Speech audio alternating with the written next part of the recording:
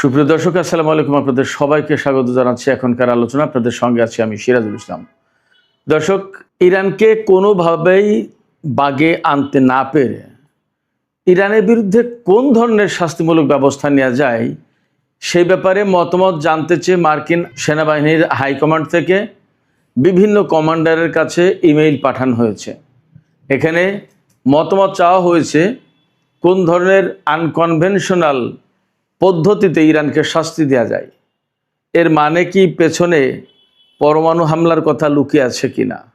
এদিকে ইরানের দক্ষিণাঞ্চল দিয়ে যাতে মার্কিন বাহিনী বা ইসরায়েলি বাহিনী ইরানে কোনো রকমের স্থল অভিযান চালাতে না পারে সে ব্যাপারে ইরানের আইআরজিসি স্থল মহড়া চালিয়েছে এবং এই মহড়ায় নতুন আসা অস্ত্র ব্যবহার করা হয়েছে। এই নতুন আসা অস্ত্র মানে কি সেটার একটা ব্যাখ্যা প্রয়োজন। এদিকে আরও খবর পাওয়া যাচ্ছে যে ইরানের কাছ থেকে চীন ড্রোনের প্রযুক্তি নিয়েছে, ব্যাপকভাবে সেই ড্রোন উৎপাদন করবে। বিনিময়ে ইরানকে চীন যুদ্ধ বিমান এবং বিভিন্ন ধরনের অস্ত্র সামগ্রী দিচ্ছে। তার মানে কি? চীন বলছে তারা ইরানকে অস্ত্র দিচ্ছে না, আমেরিকা অভিযোগ করছে। বাস্তবতা কি? এদিকে গত 24 ঘন্টায় সৌদি আরবের পররাষ্ট্রমন্ত্রী দুইবার ইরানের পররাষ্ট্রমন্ত্রীর কাছে ফোন করেছেন। তার মানে সৌদি আরব এখন বিশেষ একটা ভূমিকায় আছে, এটা মোটামুটি ধরে নেওয়া যায়। এদিকে ইরাকের কুর্দিস্তান অঞ্চলে ইরানের সামরিক বাহিনী স্থল অভিযান চালিয়েছে। সেখানে বিচ্ছিন্নতাবাদী কুর্দি বেশ কয়েকজন নেতাকে হত্যা করা হয়েছে এবং অনেককে আটক করা হয়েছে। সুপ্রিয় দর্শক, এছাড়া আরেকটি খবর আছে। আমেরিকার ওয়াশিংটন স্টেটে অঙ্গরাজ্যে ভয়াবহ দাবানলের সৃষ্টি হয়েছে। সেই দাবানলে 600-র বেশি ঘরবাড়ি পুড়ে গেছে। মনে হচ্ছে যেন কয়েকশো ক্ষেপণাস্ত্র নিক্ষেপ করা হয়েছে ওই অঞ্চলে। সুপ্রিয় দর্শক, এই বিষয়গুলো নিয়ে এখনকার আলোচনা। আশা করি ভালো লাগবে এবং আপনারা শেষ পর্যন্ত সঙ্গে থাকবেন। আর ভিডিও যদি ভালো লাগে তাহলে লাইক, কমেন্ট, শেয়ার করবেন এবং চ্যানেলটি সাবস্ক্রাইব করে সাথেই থাকবেন। দর্শক, চলুন আমরা বিস্তারিত আলোচনা করি। দর্শক, প্রথমে বলছিলাম ইরানকে বাগে আনতে পারছেন না আমেরিকা। আপনারা তো সবাই দেখছেন আজকে 5 মাসের বেশি হয়ে গেছে ইরানের বিরুদ্ধে যুদ্ধ করছে ইসরায়েল এবং আমেরিকা।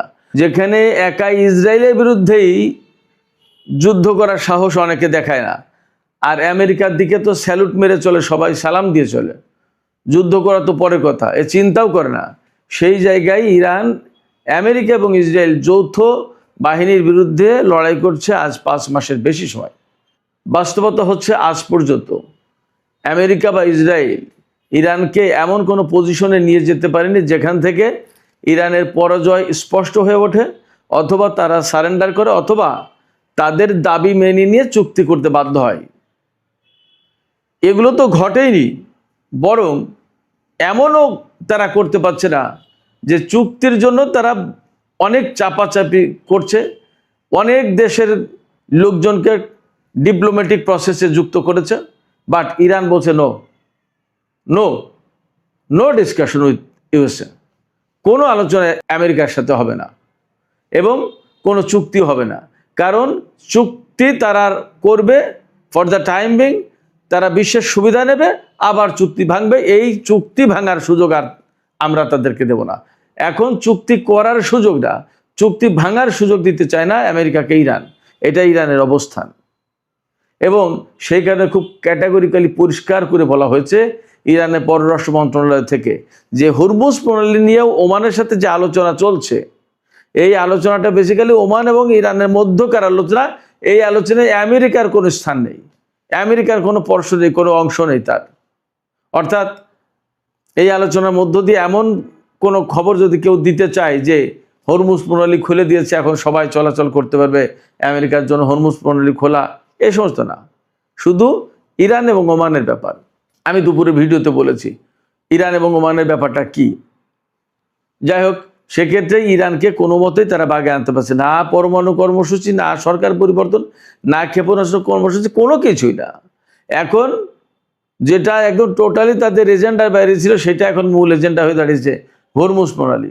সেই হরমুজ প্রণালী খুলে দেবে, এই ব্যাপারে আলোচনা করতে ডাকে, ইরান বলে নো আলোচনা, কোনো আলোচনা নেই। এই জায়গায় আমেরিকা ভয়ঙ্কর মুশকিলে পড়ে গেছে। তারা সব রকমের যুদ্ধের ট্যাকটিক্স কৌশল তারা অবলম্বন করে ইরানের উপর হামলা চালিয়েছে। এখন তাদের হাতে অস্ত্রও কমে গেছে এবং তাদের হাতে কৌশলের আর নতুন কিছু নেই। এই পরিস্থিতিতে আমেরিকার সামরিক বাহিনীর হাইকমান্ড থেকে বলা হয়েছে নিচের কমান্ডারদেরকে, বিভিন্ন সেনা কর্মকর্তাদের কাছে ইমেইল পাঠানো হয়েছে যে ইরানের বিরুদ্ধে কোন কৌশলে যুদ্ধ করলে তাকে শাস্তিটা দেওয়া যায়, তাকে বাধ্য করা যায় চুক্তি করতে। কি করা যায় বলুন, সবাই মতামত দিন।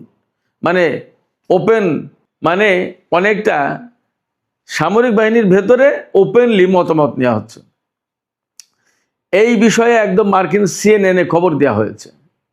এটা আমি বানিয়ে বলছি না, মার্কিন টেলিভিশন চ্যানেল CNN তার যে ওয়েবসাইট, সেই ওয়েবসাইটে খবরটা আমি দেখলাম।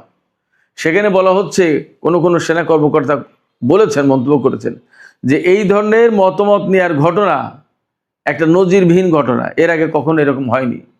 তার মানে আমেরিকা যেখানে যায় সেখানে তো বোমা মেরে উড়িয়ে দিয়ে সব সাফ করে দেয়, ব্যাস দখল, ক্লিয়ার। ইরানের মতো এরকম গ্যাড়া কলেপ তো পড়েনি কোনো জায়গায়, যার কারণে এই ধরনের মতামত নেওয়ার আর প্রয়োজন হয়নি তখন। এখন ডোনাল্ড ট্রাম্প, পেন্টাগন, যুদ্ধমন্ত্রী পিট হেগসেথ সবাই কিন্তু তাদের কৌশল মতো, মার্কিন সেনা কমান্ডাররা তাদের সবাই তাদের কৌশল মতো ইরানের বিরুদ্ধে যুদ্ধ করেছে, কিন্তু লাভ কিছু হয়নি। এ পর্যন্ত তারা ইরানকে এমন পর্যায়ে নিতে পারেনি যেখান থেকে ইরান বলতে বাধ্য হয় যে ঠিক আছে, আসুন আমরা আলোচনা করি এবং আমরা একটা চুক্তি করি। ভয়াবহ বিপদে পড়েছে আমেরিকা। তারা বিপদে পড়েছে, তারা হামলা চালাতে গিয়ে হামলা থামিয়েছে, কিন্তু এর মানে এই নয় যে আমেরিকা ইরানের বিরুদ্ধে আর হামলা চালাবে না। তারা একদম ভালো হয়ে গেছে বা সমস্ত সবকিছু মিটমাট করে চলে যাচ্ছে, নট দ্যাট। তারা কিন্তু পাকে আছে। তারা কোন ফাঁকে হামলা চালাতে পারলে ইরানকে পর্যুদস্ত করতে পারে সেই চেষ্টাই করছে। আমি কয়েকদিন আগে থেকে বলে আসছি, এবং সেই কারণে কিন্তু এই যে খোঁজ করা হচ্ছে যে কোন কৌশলে যুদ্ধ করলে, কোনভাবে হামলা করলে তাকে শাস্তি দেওয়া যায়। সেই জন্য তাদের প্ল্যান তারা ঠিকই ফিরাচ্ছে। এটা ইরান খুব ভালোভাবে বোঝে, জানে। সেই জন্য তাদের প্রস্তুতি তো সব আছেই। এপাশে ইরানের যে দক্ষিণ অঞ্চল, উপকূলীয় অঞ্চল যেটা, এই অঞ্চলে মহড়া চালিয়েছে গতকাল পরশু বা আজকে ইরানের সামরিক বাহিনী, IRGC স্থলবাহিনী। এই মহড়ায় তারা নতুন আসা অস্ত্র ব্যবহার করেছে। এখন এই নতুন আসা অস্ত্র মানে কি? নতুন আসা অস্ত্রের মানে হচ্ছে প্রথম এবং প্রধানত একটা, সেটা হচ্ছে চীন থেকে ইরান বিপুল পরিমাণে অস্ত্র পেয়েছে। এটা মোটামুটি বিপুলভাবে বিভিন্ন সামাজিক মাধ্যমে এসছে। এটা ইরান এবং চীন কারো পক্ষ থেকে বলার কথা না। আমেরিকা অভিযোগ করেছে, চীন নর্মালি অস্বীকার করেছে। বাট যে অস্ত্র এসেছে তার ভিতরে কাঁধে রেখে ফায়ার করা মিসাইল সিস্টেম আছে, এরপরে আরও বিভিন্ন ধরনের অস্ত্র আছে। কোনো জায়গায় এমন বলা হচ্ছে এইরকম ক্ষেপণাস্ত্র এসে পৌঁছেছে চীন এবং রাশিয়া থেকে, যে ক্ষেপণাস্ত্র পরমাণু ওয়ারহেড বহন করতে পারে, এবং তার পরীক্ষা চালিয়েছে ইরান। জানি না সত্য মিথ্যা, নানান খবর বের হয়, যুদ্ধের সময় কত কিছু হয়। এবং সেই ক্ষেপণাস্ত্র ইউরোপের কেন্দ্রস্থল ব্রিটেন এবং আমেরিকা টাচ করতে পারে। সত্য মিথ্যা জানি না, এরকম খবর বলা হচ্ছে। তবে ইরান যে চীন থেকে সাম্প্রতিক সময়ে বিপুল অস্ত্র পেয়েছে কথা সত্য, এবং সেই অস্ত্রগুলোই IRGC অনেক কিছু ব্যবহার করেছে, মানে সেইগুলো নিয়ে মহড়া দিয়েছে উপকূলীয় অঞ্চলে। তাতে বোঝা যায় যে ইরানও বসে নেই। আমেরিকা যে অ্যাঙ্গেলে, যে কৌশলে যুদ্ধ করতে চাবে ইরানের বিরুদ্ধে, সেই কৌশলে, সেই অ্যাঙ্গেলে ইরান জবাব দেওয়ার প্রস্তুতি নিয়েছে বা নিচ্ছে। আমি সবসময় এই কথাটাই বলে আসছি। আমি একটা এপিসোড করেছিলাম, নিঃস্বপ্নদের মনে থাকার কথা, যে আমেরিকা যদি ডালে ডালে থাকে তাহলে ইরান থাকে পাতায় পাতায়। অর্থাৎ আমেরিকা কোন কৌশল দিচ্ছে তার এক ধাপ আগে গিয়ে, দুই ধাপ আগে গিয়ে সেই কৌশলটা মোকাবেলা বা ব্যর্থ করার জন্য যা করা দরকার সেটা করে ফেলে ইরান। এটা ইরান, তা না হলে ইরান টিকে থাকতে পারতো না। This is reality. এই বাস্তবতা অস্বীকার করার কোনো মানেই নেই। আমি যা দেখেছি, অন্তত আমার বিশ্লেষণে তাই আসে। অনেকেই বলছেন আমেরিকা ইরানের স্থল অভিযান চালানোর মতো এত বড় ভুল করবে না, এটা এত বড় ঝুঁকি নেবে না, একথা বলছে। কিন্তু বাস্তবতা হচ্ছে কি, এটা আমরা সাধারণ লোকজন এইভাবে ভাবি, ডোনাল্ড ট্রাম্প তো এইভাবে ভাবে না। ডোনাল্ড ট্রাম্পের বক্তব্য কি, অ্যাট এনি কস্ট আমার একটা বিজয় চাই। গতকালকে কিন্তু আমি বলেছিলাম গতকালকের ভিডিওতে যে আমি শুধু একটা বিজয় চাই, ইরানে তাকে জিততেই হবে অ্যাট এনি কস্ট। তাতে তিনি হয়তো প্রচণ্ডভাবে কড়া অর্ডার দেবেন যে নো, মার্চ অন, ইরানকে শেষ করো যেভাবে হোক। যদি বলে যে স্থল অভিযান চালাও, কমান্ডারদের তো আর কিছু করে না, তাই হয়তো তাই করতে হবে। সেখানে কি পরিমাণে মার্কিন সেনা মারা যাবে কি যাবে না সেটা পরে ব্যাপার। ডোনাল্ড ট্রাম্পের এতে কিছু আসে না, তার একটা বিজয় প্রয়োজন। এই বিজয় প্রয়োজন, এই জন্যই ইরানকে শিক্ষা দেওয়া হবে কোন পদ্ধতিতে করা যায়, আনকনভেনশনাল সিস্টেম কি, অর্থাৎ অপ্রচলিত পথে ইরানকে শিক্ষা দিতে হবে। অপ্রচলিত পথ, সহজ পথ যেটা, সেটা হচ্ছে পরমাণু হামলা। এর বাইরে আর কি আছে আমি জানি না, দেখা যাক কি হয়। তবে আমেরিকা ইরানের ব্যাপার থেকে হাত গুটিয়ে নিয়েছে, একথা বলার কোনো মানে নেই, কোনো সুযোগ নেই। তারা ইরানের উপর হামলা চালানোর জন্যই নানা রকমের ফন্দি ফিকির করছে। এদিকে আমি আরেকটা খবর বলেছিলাম, ইরাকের কুর্দিস্তান অঞ্চল, ইরান থেকে পশ্চিমে গেলে উত্তর পশ্চিম ইরাকের যে কুর্দিস্তান অঞ্চল, ওই এলাকায় এরবিল এবং সুলাইমানের নামে দুটো এলাকা আছে, সেখানে ম্যাক্সিমাম কুর্দি বসতি। সেই কুর্দিস্তান অঞ্চলে গিয়ে ইরানের বিচ্ছিন্নতাবাদী কুর্দিরা থাকে এবং সেখান থেকে ইরানের বিরুদ্ধে নানা রকম ষড়যন্ত্র করে, বিভিন্ন রকমের অভিযান চালায়, নাশকতা চালায়, নানা কিছু। এরা বেসিক্যালি বিচ্ছিন্নতাবাদী। এই কুর্দিদের বিরুদ্ধে ইরান একেবারে স্থল অভিযান চালিয়েছে ইরাকের ভেতরে, ইরানের সামরিক বাহিনী। তার মানে ইরাক সরকারের একটা সমর্থন ছিল, এটা মোটামুটিভাবে বুঝতে হবে। তারপরে এই অভিযান চালিয়ে সেখানে 8 জন অন্তত কুর্দি কমান্ডার, বিচ্ছিন্নতাবাদী কমান্ডার 8 জন কমান্ডার মারা গেছে এবং অনেককে অ্যারেস্ট করেছে, আর অনেক ক্ষয়ক্ষতি হয়েছে। তবে খবরে দাবি করা হয়েছে যে ইরানের একজন সেনা সদস্যও হতাহত হয়নি, একদম খুব সুষ্ঠুভাবে সুন্দরভাবে অভিযান পরিচালনা করতে পেরেছে। এদিকে ইরান এবং আমেরিকার মধ্যে যখন এরকমের প্রচণ্ড রকমের উত্তেজনা, অচল অবস্থা, হরমুজ প্রণালী বন্ধ প্রায়, গত রাতেও সেখানে একটা জাহাজে ইরান হামলা চালিয়েছে। আমেরিকা নিরাপত্তা দেওয়ার নাম করে ওমানের উপকূল দিয়ে ওই জাহাজ বের করে নিয়ে যাওয়ার চেষ্টা করছিল, ইরান তাতে হামলা চালিয়েছে। ওই জাহাজ সেখানে স্টাক অবস্থা আছে, আটকে আছে। তো অবস্থা যখন এমন, তখন সৌদি আরব দফায় দফায় ইরানের পররাষ্ট্রমন্ত্রীকে ফোন করছেন। ইরানের পররাষ্ট্রমন্ত্রীকে গত 24 ঘন্টায় 2 বার ফোন করেছেন সৌদি পররাষ্ট্রমন্ত্রী। এই যে আলোচনা 2 বার ফোন করলেন, এতে মূলত আলোচনা যা হয়েছে তা হচ্ছে এই যে কিভাবে ইরান কূটনৈতিক উপায়ে একটা সমাধানের দিকে যায়, সেই ব্যাপারে তিনি বারবার সাজেশন দিচ্ছেন, সেই ব্যাপারে তিনি বারবার অনুরোধ করছেন। এই অনুরোধ কখন করছেন তিনি?